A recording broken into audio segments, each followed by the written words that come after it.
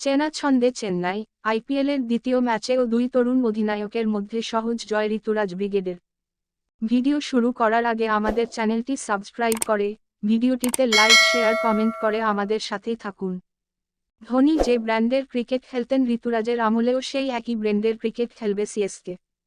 অন্তত টুর্নামেন্টের প্রথম দুটি ম্যাচ দেখে তাই মনে হলো। শুধু মুখ বদলেছে, নাম বদলেছে, কিন্তু অধিনায়ক বদলেও বদলায়নি খেলার ধরন, বদলায়নি ক্রিকেটারদের মানসিকতা, বদলায়নি ক্রিকেটীয় ঘরানা। চেন্নাই সুপার কিংস আছে চেন্নাই সুপার কিংসেই। ধোনি যে ব্র্যান্ডের ক্রিকেট খেলতেন ঋতুরাজের আমলেও সেই একই ব্র্যান্ডের ক্রিকেট খেলবে সিএসকে। অন্তত টুর্নামেন্টের প্রথম দুটি ম্যাচ দেখে তাই মনে হলো। প্রথম ম্যাচে আরসিবির বিরুদ্ধে সহজে জিতেছিল চেন্নাই। দ্বিতীয় ম্যাচে তারা আরও সহজে হারালো গতবারের রানার্স আপ গুজরাট টাইটান্সকে। সিএসকে জিতল 63 রানে। এদিন টস জিতে প্রথমে ফিল্ডিং করার সিদ্ধান্ত নেন গুজরাট অধিনায়ক শুভমান গিল। কিন্তু শুরুটা আশানুরূপ করতে পারেননি গুজরাট বোলাররা। প্রথম 5 ওভারেই 60 রান তুলে ফেলে চেন্নাই। ব্যক্তিগত 46 রানে আউট হওয়ার আগে তরুণ ওপেনার রাচিন রবীন্দ্র ঝড়ের গতিতেই খেলছিলেন।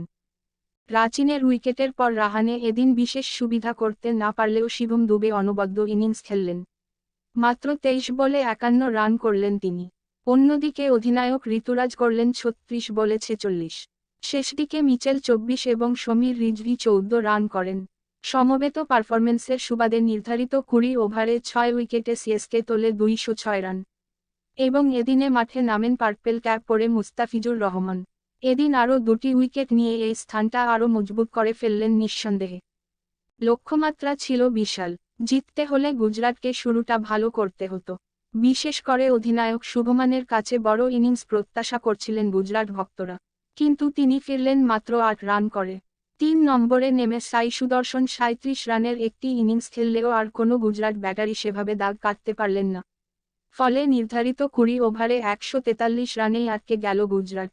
চেন্নাই জিতল 63 রানে।